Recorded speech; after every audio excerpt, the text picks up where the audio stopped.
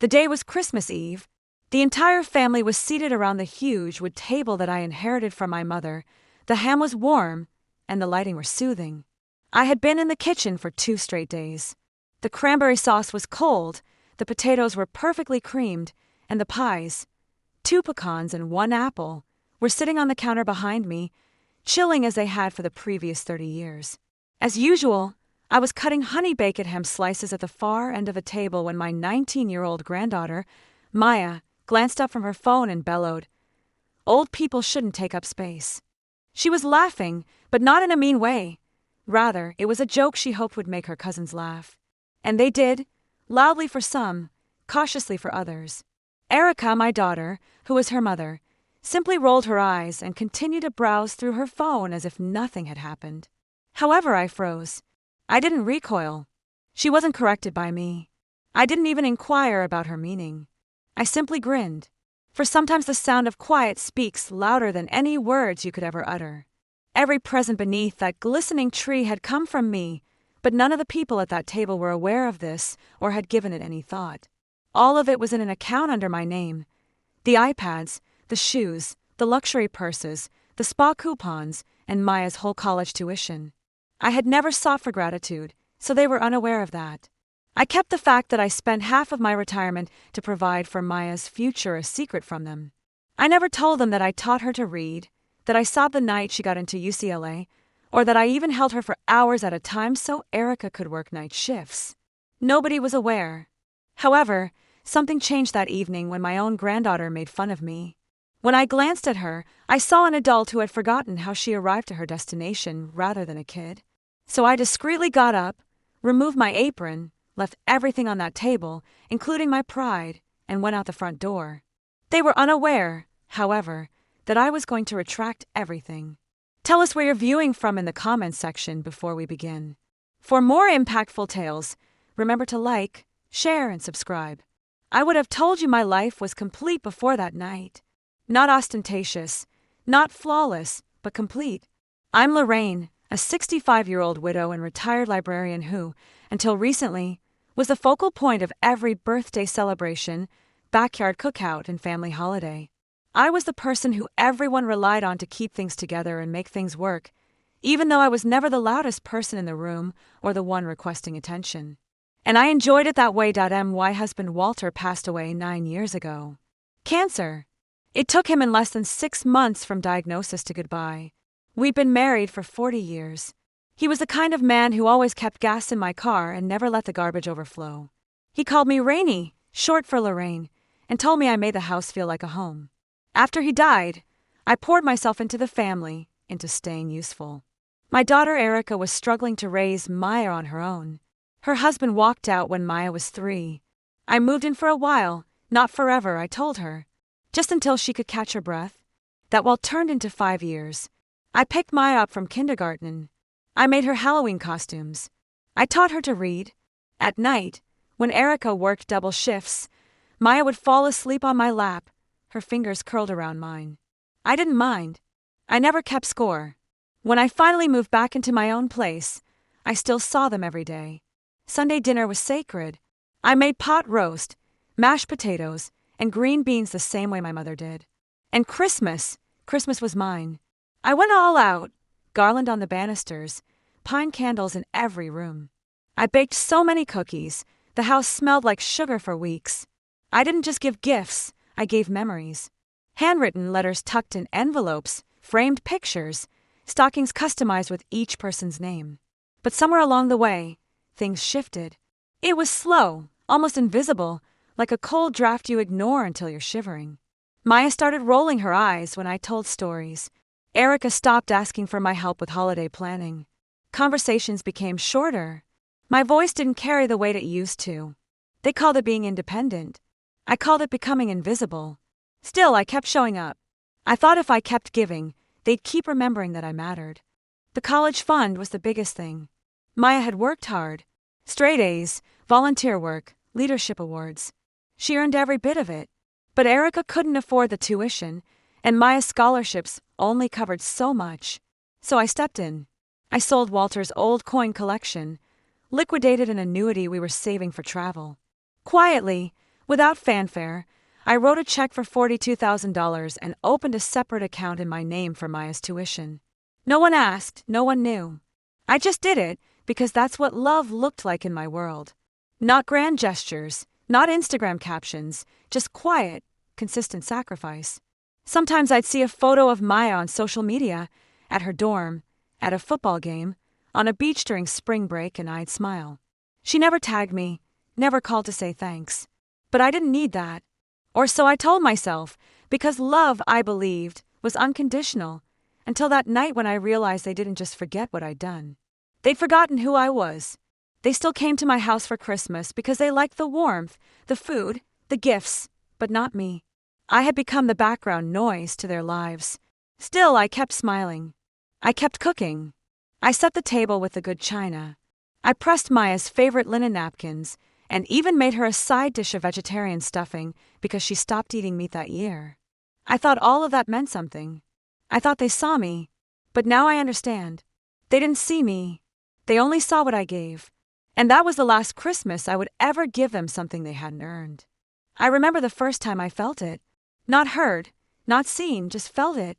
That slow erosion of respect. It was subtle. So subtle, I almost convinced myself it didn't happen. It was late September, just a few months before Christmas. I had stopped by Erica's house to drop off some banana bread, still warm from the oven, wrapped in foil, the way Maya used to love. She'd texted that morning, saying she'd be home from college for the weekend. I thought it might be nice to visit, just for a few minutes. When I knocked, no one came to the door.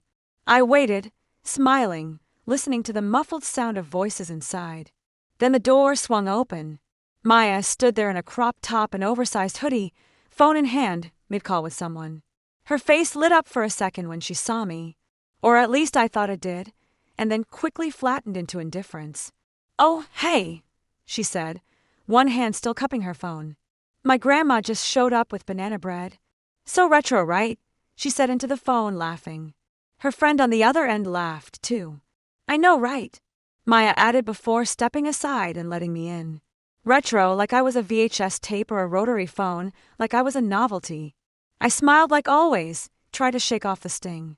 I told myself she didn't mean anything by it, just a joke, just teenage sarcasm.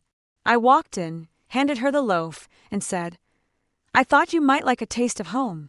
She looked at it, gave a quick, distracted thanks, and set it on the counter like it was a receipt.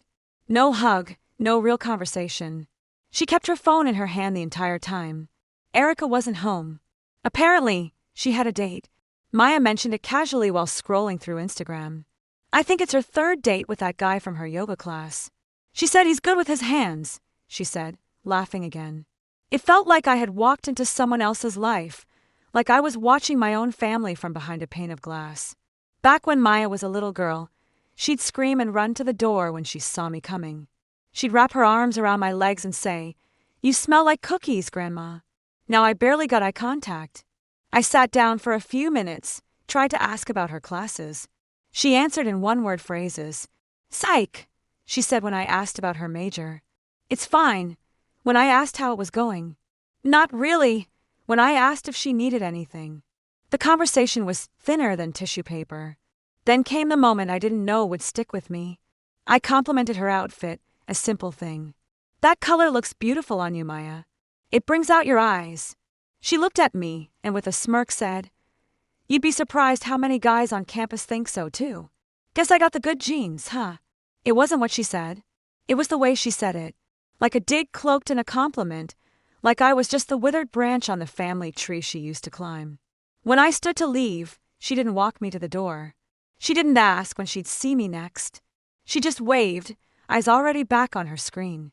As I walked to my car, I turned and looked at the house, the same one I helped Erica buy when she was a single mother just getting back on her feet. I remembered painting that porch. I remembered planting the rose bushes along the walkway. I remembered a tiny Maya helping me water them, singing to the petals. And now I was just retro. Driving home, I felt that first tiny crack in my chest, the one that lets in a whisper of cold air, but I dismissed it. She's just young, I told myself. College kids are all like that these days. She didn't mean it. I'm overreacting. I wanted to believe that, but deep down, I knew something had changed. And I was no longer someone they looked up to, just someone they looked past. It wasn't just one moment. It was a slow unraveling, 1,000 tiny cuts. No one noticed but me. After that September visit, I found myself hesitating more before calling Erica or texting Maya. I used to send little check-ins every few days. Thinking of you, or saw something at the farmer's market that reminded me of you. But their replies became shorter, colder. Maya often didn't reply at all. One morning in October, I texted Erica asking if she needed anything for the upcoming family potluck. She wrote back 2 hours later, already handled. Don't stress. No greeting. No thanks, Mom. Just a curt dismissal, like I was a clingy guest rather than the person who taught her how to cook. I told myself not to read into it. But then a few days later, I posted a photo from the fall fair on Facebook, just me holding a caramel apple, smiling under a pile of orange leaves. I noticed Erica and Maya had liked every post that week from influencers, celebrities, even their dentist dog's Halloween costume. Not mine. Not a single like. Not a comment. I wasn't angry, just hollow, like I didn't exist in their digital world at all. At Thanksgiving, things got worse. I'd offered to host, but Erica insisted it be at her place this year. She said I shouldn't work too hard, but I knew the subtext. I was being edged out. Like a favorite recipe, they decided to stop using. Still, I showed up with my famous sweet potato casserole, the one with brown sugar crumble on top that everyone used to fight over. I wore my best emerald cardigan, the one Walter always said made my eyes sparkle. When I walked in, no one even looked up. Erica was in the kitchen with her new boyfriend, Chase, a man with loud opinions and a loud laugh. Maya was setting the table but didn't greet me. She just nodded and kept scrolling through her phone between placing forks. When we sat down to eat, no one mentioned the casserole. They complimented Chase's smoked turkey and Erica's store-bought cranberry chutney. When I offered to say grace, Erica quickly said, "Let's just eat before it gets cold." I felt myself shrinking in my chair. Maya spent most of the dinner talking about a leadership conference she'd attended, how she was networking with future CEOs. She made a joke about how old people don't get TikTok, and Chase roared with laughter. I smiled politely, but inside I was retreating into a version of myself I barely recognized. Quiet, cautious, invisible. After dinner, while they all sat around sipping wine and watching football, I stood in the kitchen washing dishes alone. No one offered to help when I dropped a plate and it shattered. Erica didn't even look up from her glass. "Just leave it, Mom," she said, annoyed.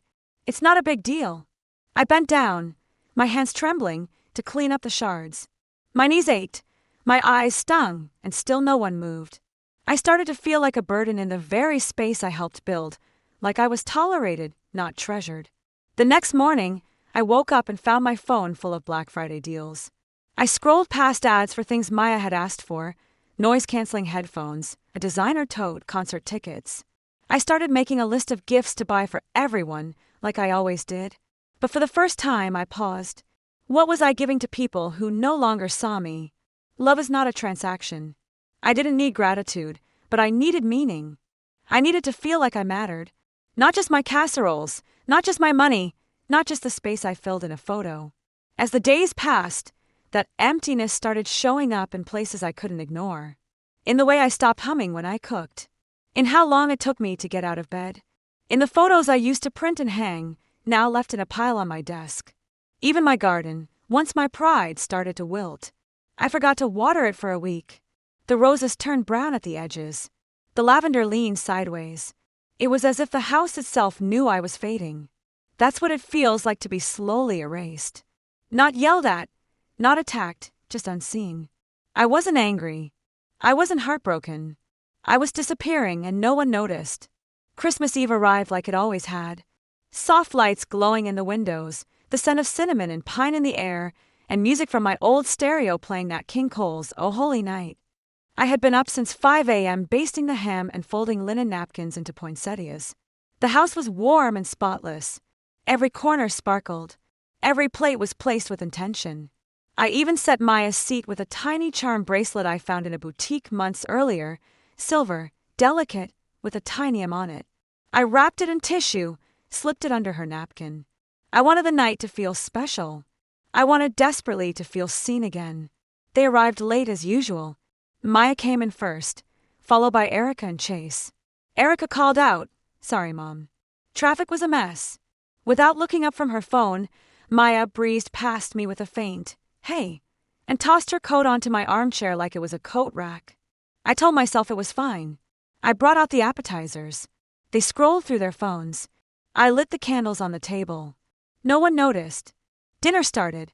I carved the ham, passed the dishes, tried to keep conversation flowing. I asked Maya about her final exams. "They were fine," she said, reaching for more potatoes without making eye contact. I nailed my stats class. "Got an A." "Well done, sweetheart," I said, smiling. "You've always had your grandfather's mind for numbers." She shrugged. "I think it's more about work ethic than genetics." That's when Chase snorted. "Lorraine, you're still writing checks, right?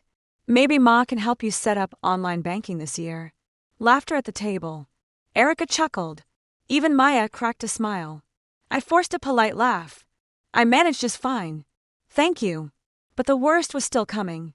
As the main course ended and I went to bring out the pie, I returned to the dining room with dessert plates.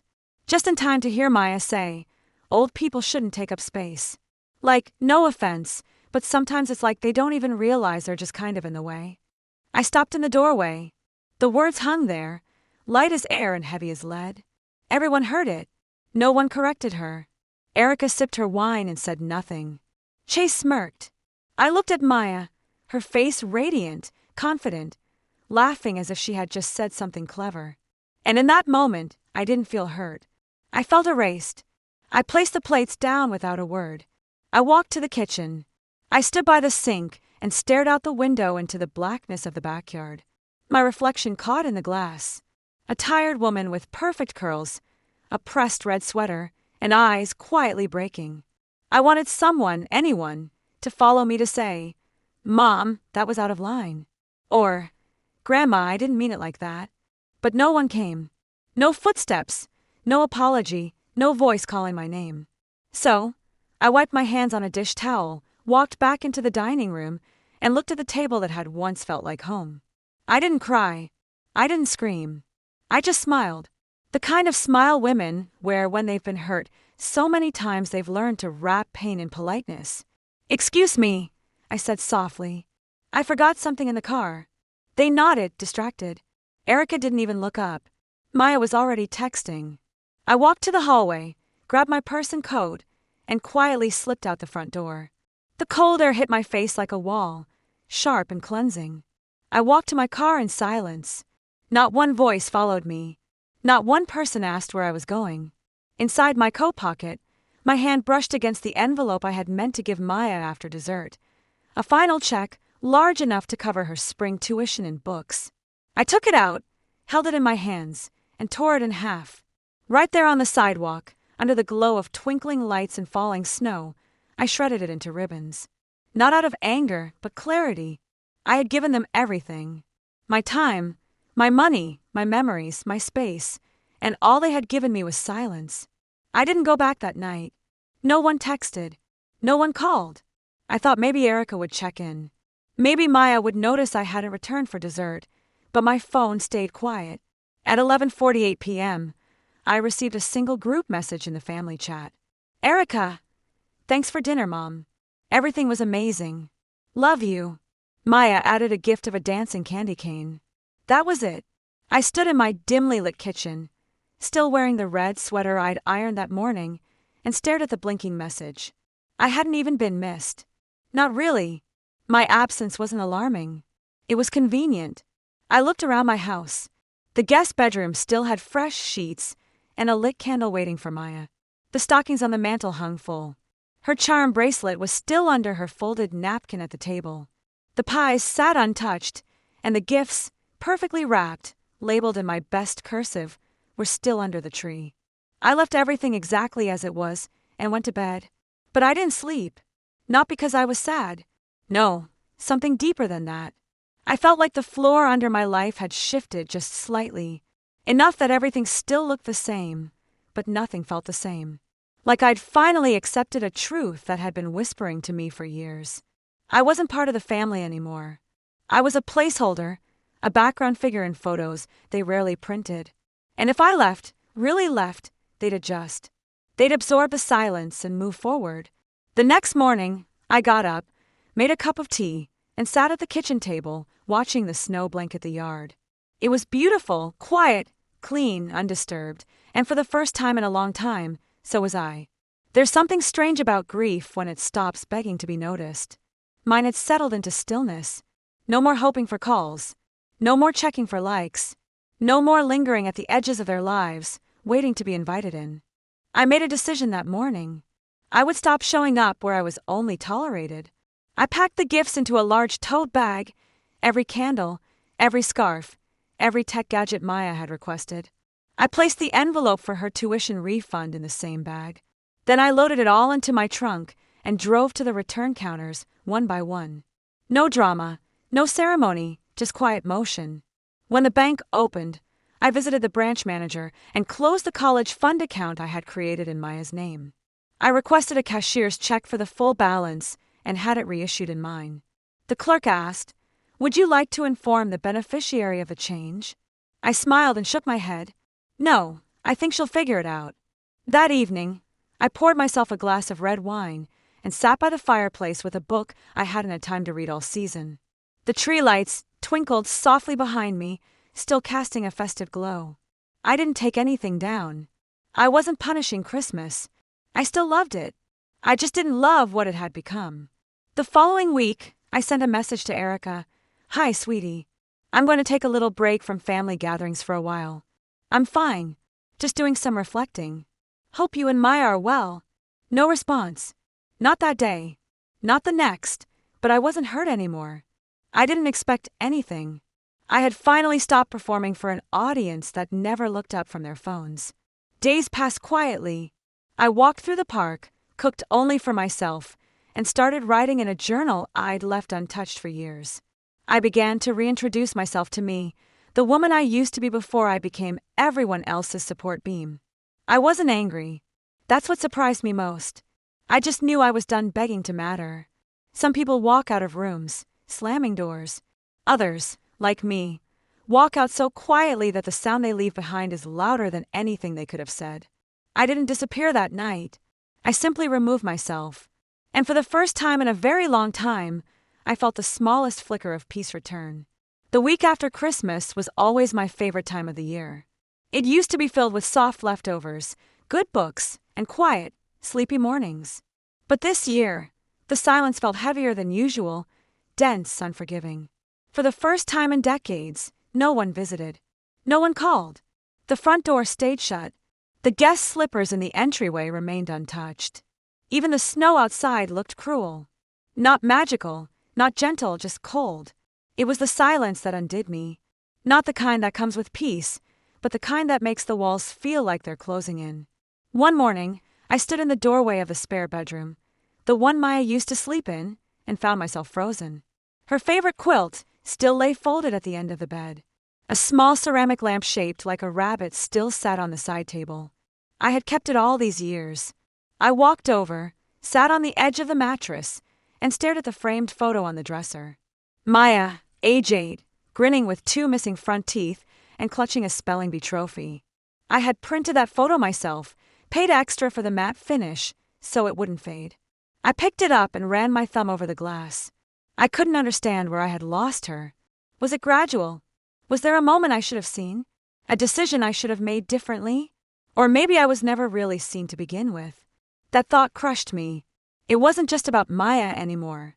It was about me, about all the ways I'd let myself be reduced to service. I had given so much of myself, time, money, love, without ever asking for anything real in return because I didn't know how. I had built my worth on usefulness. I was the woman who showed up, the woman who brought the extra casserole, who paid the electric bill when Erica fell behind, who remembered birthdays, who cleaned up after everyone left. That was my identity, my role. And once no one needed me anymore, I became disposable. I had no purpose, no audience, no anchor. That night, I pulled down the old photo albums. Not the ones I displayed, the real ones, the ones stuffed with school pictures, Mother's Day cards, crayon drawings, and receipts from birthday parties I'd paid for, but never been thanked for. Page after page, I saw my own hands in every memory, holding Maya's hand at the pumpkin patch, cutting Erica's wedding cake, teaching Walter how to use the new microwave. I was there everywhere. Yet, I was always behind the camera, always behind the casserole dish, always in the background. I closed the album, my eyes burned. I didn't sleep that night. I walked the house like a ghost, touching framed memories like they were tombstones. The house felt too big, too quiet, too filled with a love no one had the decency to return. In the morning, I tried to shake it off. I bundled up and went for a walk in the park. I thought maybe the air would clear my mind, but everywhere I looked, there were families laughing, couples holding hands, children throwing snowballs, and I was a shadow among them. I sat on a frozen bench under a bare tree, watching the snow gather on my gloves. My breath puffed out in little clouds, and for the first time I felt old. Not in the way people mean when they joke about aching knees. I mean truly old, unseen, unheard, unwanted. I thought about what Maya had said. Old people shouldn't take up space. And for a moment, a terrible moment, I believed her. I believed I was in the way, that I was clutter in their lives, that the best thing I could do was shrink, fade, disappear. I sat on that bench until my fingers went numb, until my tea in the travel mug had gone cold. I stared into the white landscape and wondered if this was it. If this was how life would stay, quiet, unwitnessed. I went home, peeled off my coat, and stood in front of the mirror. The woman staring back at me looked small, smaller than I remembered, wrinkles deeper, eyes duller, shoulders curved inward like she was afraid to take up space. That was the moment. Not a scream, not a breakdown, just stillness. I had reached the bottom of myself. No more pretending, no more giving, no more hoping they'd remember who I was. This was grief. Not for the loss of them, but for the loss of me. I was gone, and no one had even noticed I'd left. It happened on New Year's Day. I hadn't planned to do anything. I hadn't even taken down the Christmas tree. It still stood in the corner of the living room. Lights dimmed, ornaments drooping slightly, like it too had been forgotten. I was dusting, not because I cared to, but because my hands needed something to do. I moved around the living room, slowly, aimlessly. When I reached the old bookshelf near the fireplace, I noticed the top shelf had collected a thin layer of dust. I grabbed a step stool and began wiping it down. That's when I noticed it, a small yellowed envelope wedged between two photo albums. I recognized the handwriting instantly, bold, looped, cursive, slightly crooked on the slant. Walter. My breath caught in my throat. I hadn't seen his writing in years. I sat down on the edge of the couch, holding the envelope gently like it might crumble in my hands. On the front, it simply said, "For Rainy, when you need to remember." He used to call me that. "Rainy," he said. My voice sounded like a warm spring shower. I opened it slowly, carefully unfolding the letter inside. It was dated December 26th, 1998, our last Christmas with his mother, the year Maya was born. His words came back to me like a soft wind. "My Rainy, if you're reading this, I imagine you're feeling lost. You always take care of everyone else. The meals, the traditions, the quiet things. No one notices until they stop happening. But I want you to remember something. You matter. Even when they forget, even when they grow and drift and take you for granted, you matter. You are the roots. And sometimes roots get buried, but without them, nothing stands. You've given so much of your life to this family. And someday you might feel like they've outgrown you, like your stories no longer interest them, like you become just grandma or just mom. But you are never just anything. You are the reason our daughter got through her darkest year. You are the reason Maya will have the kind of life she's destined for. You are the reason this family knows what love even feels like. So if you ever find yourself in a moment when it feels like you've disappeared, come back to yourself. Read this. Remember your worth, because even if they forget, I never will. And I know one day they'll remember, too. Love you forever, Walter." I didn't cry right away. I read it again, then once more until I could hear his voice speaking each line. Then I pressed the letter to my chest and let the tears fall. But they weren't the tears of that frozen park bench, not the aching sobs of loneliness or rejection. These tears were warm, cleansing, because in that moment, something inside me stirred. Not hope exactly, something quieter, Older, deeper, a remembering of who I used to be before the silence crept in. Before I let myself become invisible. I was the woman Walter wrote to, the woman who held families together, who held babies through storms, paid bills with grace, showed up when others didn't. I was more than someone's outdated grandmother. I was a builder, a keeper of stories, a maker of safety. And just because they couldn't see, that didn't mean it had stopped being true. The next morning, I folded the letter carefully and placed it in the top drawer of my bedside table. Then I made tea, the good kind, with fresh lemon and honey, and sat by the window as the sun filtered through the lace curtains. And for the first time in weeks, I didn't feel like a ghost in my own home. I felt real again, present. I had been waiting for them to come back and notice me. But maybe the truth was I needed to come back to myself first. That letter wasn't just a reminder. It was a key. A door had been cracked open. Not wide, but enough. Enough to let light in. Enough to let me step through. And I knew deep down this was only the beginning. The day after I found Walter's letter, I woke up before the sun. Not because I had to, but because I wanted to. I didn't reach for my phone. I didn't check the family group chat or scroll through photos I wasn't in. I simply opened the curtains, brewed my favorite dark roast, and watched the soft light pour across the frost-covered lawn. It felt like something inside me had been waiting for that letter, waiting for permission to stop shrinking. I pulled on a thick sweater, wrapped my scarf tight, and walked out to the garden. The rose bushes were dry and brittle, the stems bare, nothing but thorns and memory.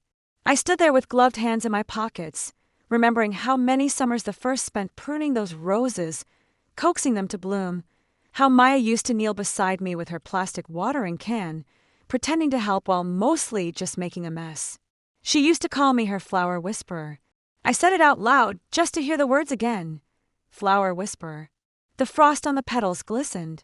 And for the first time in a long time, I didn't see death. I saw rest, a season waiting for spring. And I realized that's what I had been doing, too. I had allowed myself to wilt under the weight of rejection. To believe that if I wasn't needed, I wasn't worthy. But standing there in that frozen stillness, I began to see something new. Maybe this season of invisibility wasn't the end of my story. Maybe it was the soil. That afternoon, I sat at the kitchen table with a notebook and pen. No screens, no distractions. I wrote one simple question at the top of the page. Who am I without them? Not bitterly, not with spite, but with curiosity. For the next 2 hours I wrote, I am a mother. I am a reader. I am a gardener. I am a woman who once drove cross-country in a station wagon with a toddler and a box of library books just to help Erica start over. I am a woman who stayed up all night sewing Maya's unicorn costume from scratch.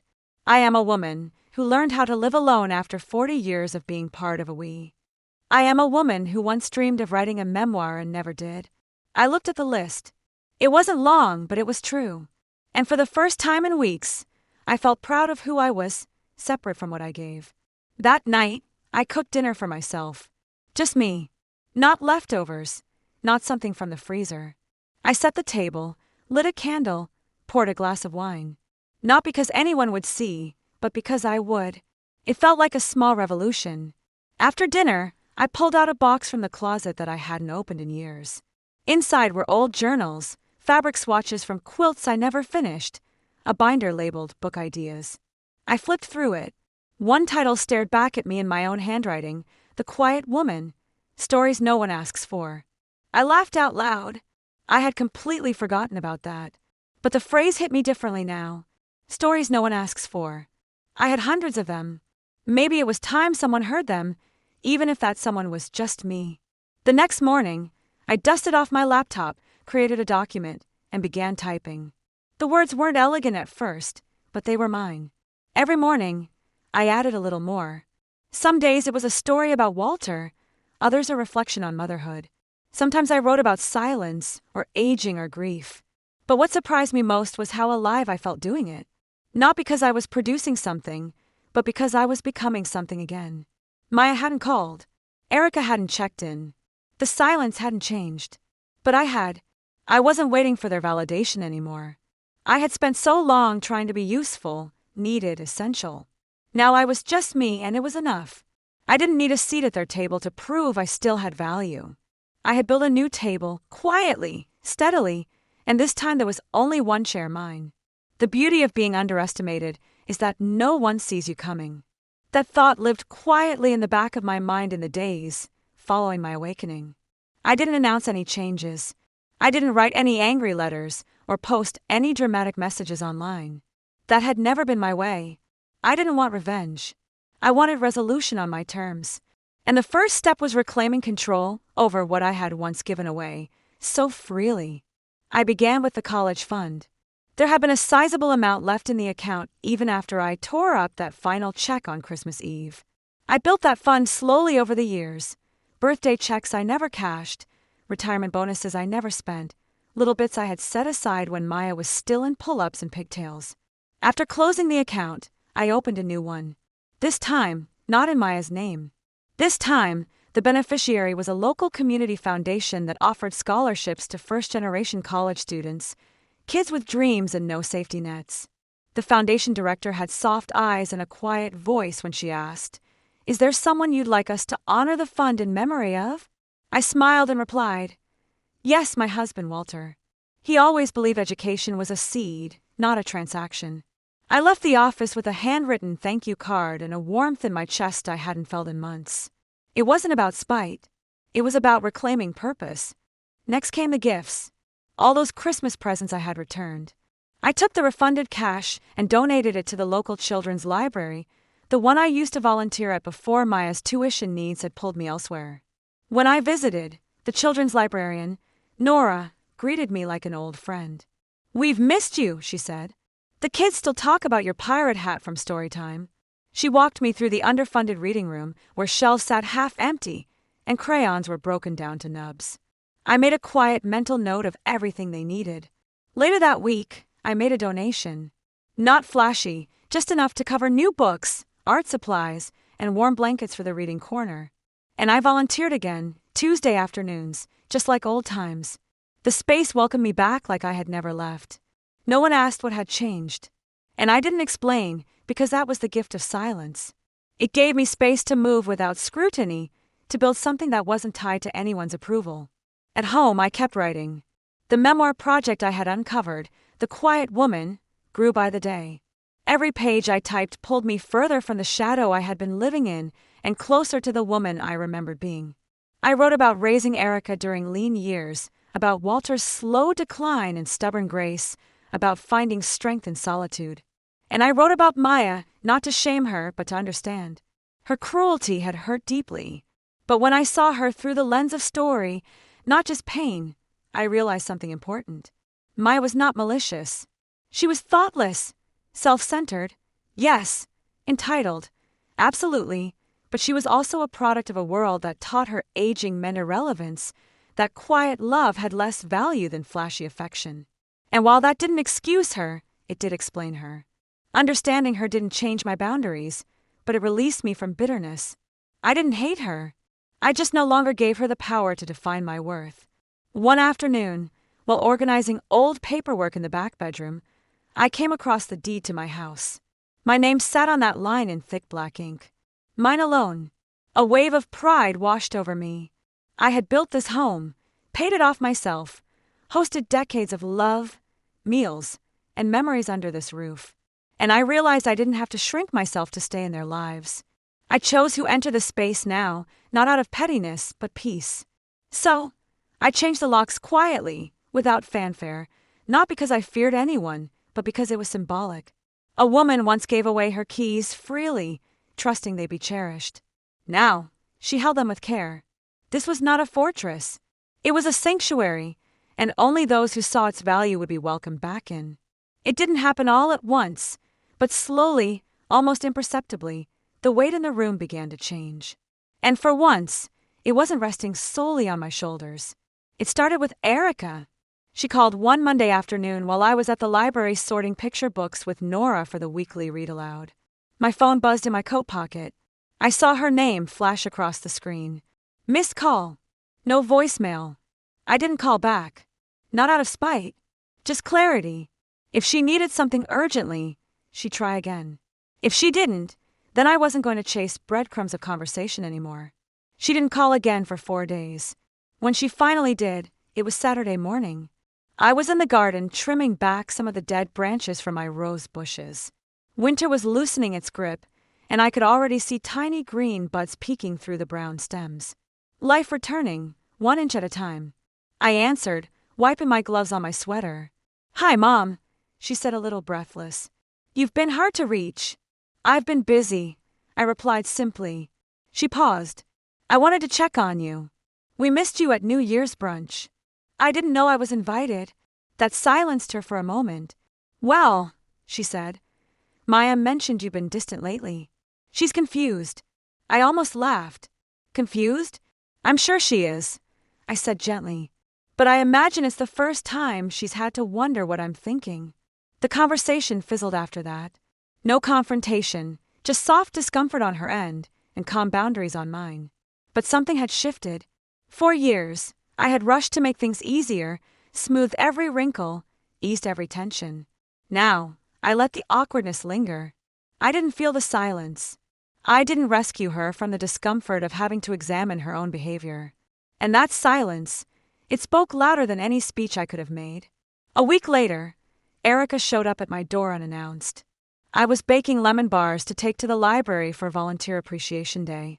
She stood on the porch with a tight smile and a bag of groceries in her hands. "I thought I'd make us lunch," she offered. I didn't move from the doorway. "Why now?" I asked. She faltered. "I guess I realized. You haven't been around. It didn't feel right." I nodded but said nothing. She stepped inside. The house looked the same, but I could see it in her face. It felt different. There was something about the air, the quiet order, the absence of apology that made her pause.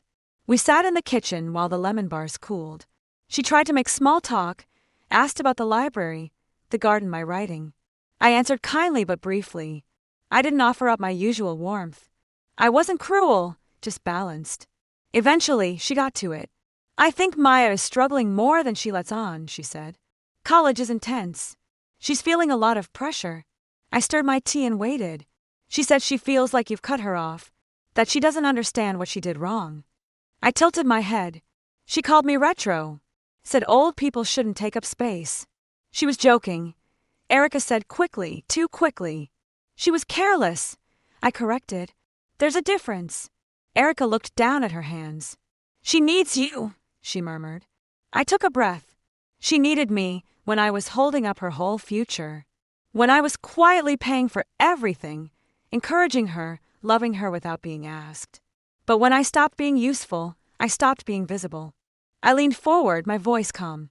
"I'm not angry, but I won't be invisible anymore." Erica didn't argue. That was the moment I realized it. The power had shifted, not because I demanded it, but because I had stopped giving mine away. For the first time in my life, I wasn't trying to make her comfortable. I wasn't softening my truth to preserve her feelings. And she felt it. That afternoon, she left with a plate of lemon bars and a quiet hug. Not an apology, not yet, but the beginning of one. Later that night, I received an email from the Community Scholarship Foundation. They'd already awarded the first grant under Walter's name. A young girl named Alia, the daughter of a mechanic and a waitress, would be the first recipient. She wrote, "Thank you for seeing potential in someone no one else saw."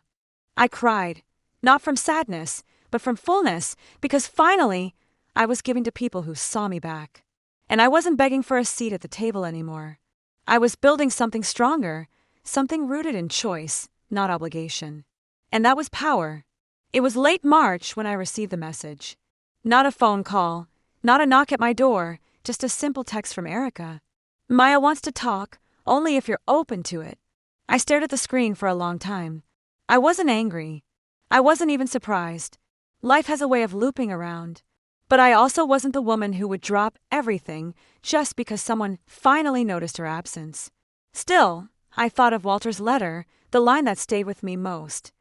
"Even if they forget, you must remember who you are." I remembered. But maybe, just maybe, part of remembering was being willing to hear the other side. Not to reopen old wounds, but to acknowledge that healing could exist without needing to return to what was. I texted back. "Tell her I'll meet her at the garden Thursday noon." I chose the garden for a reason. It was neutral, open, alive, a place of growth. Thursday came. The sky was clear. The roses, once brittle and dry, had begun to bloom. Pink and red heads bowed gently in the breeze, proof that seasons do change, even after the harshest winters. Maya arrived on time. She looked smaller somehow, not physically, but quieter, humbled. Her eyes didn't carry the usual sheen of pride or distraction. She sat on the bench beside me, folding her hands in her lap like a child bracing for discipline. "Hi, Grandma," she said softly. I nodded. "Hi, Maya." A pause stretched between us. Not awkward, just full. "I read your article," she said twice. "It made me cry." I didn't respond. I let her keep going. "I didn't realize how much I took for granted. You gave so much and I treated it like background noise." She looked down. "I've had time to think. Losing the tuition money, it shook me. But what hurt more was realizing I lost you. That made me inhale sharply. Not because it was manipulative, but because it was honest. I'm not asking for anything," she added quickly. "I just want to say I'm sorry." I watched her. No tears, no drama, just truth. That mattered. "I appreciate that," I said quietly. "Truly." She looked hopeful, almost leaning in. But I stopped her there. "But I need you to understand something, Maya. I've changed. Not out of spite, out of necessity." Slowly, she nodded. "I get that. I can have boundaries and still love you," I said. "Even if I forgive you, I won't pay for your future." Rescue is not necessarily a result of love. Her eyes were filled with tears. They weren't wiped by her. Whispering, "I understand," she said. "I really do." We continued to sit together. I informed her about AITA, the scholarship fund established in Walter's honor, and how pleased he would have been. And Maya gave me a hug as we got up to go. Carefully, not out of habit, but not as she used to. It was sufficient. Later that night, when the sky became purple, I sat by myself on my porch, bundled up in a cozy shawl. In my palm, a cup of tea steam cooked slowly. The garden in front of me was vibrant, alive and merciful. It had survived the winter. It had ceased to move, appeared lifeless, and then reopened. Full, but not the same as previously. I was, too. I wasn't the lady who used to rush to feel wanted and visible by helping others. I was just Lorraine, a widow, a mother, a grandmother, a woman with a voice that had finally learned to speak without raising its volume, and a woman with quiet power. I didn't feel insignificant in the quiet. I felt whole. I considered all of the women who were like me, overlooked, undervalued, and rejected because they were too quiet, too giving, or too soft. And I wish they could experience my current emotions. Light, ownership, and peace. Unaware that an elderly woman's dignity was woven into her destiny, Alia was elsewhere getting ready for her first day at college. Maya, too? Perhaps she would develop into a lady who contributed to others without losing sight of herself. Perhaps not. But I was no longer responsible for fixing it. I grinned as I gazed out at the flowers in blossom. Since roots go deep, that's the problem. They keep everything going even when no one notices them or expresses gratitude. And now, at last, I was holding myself.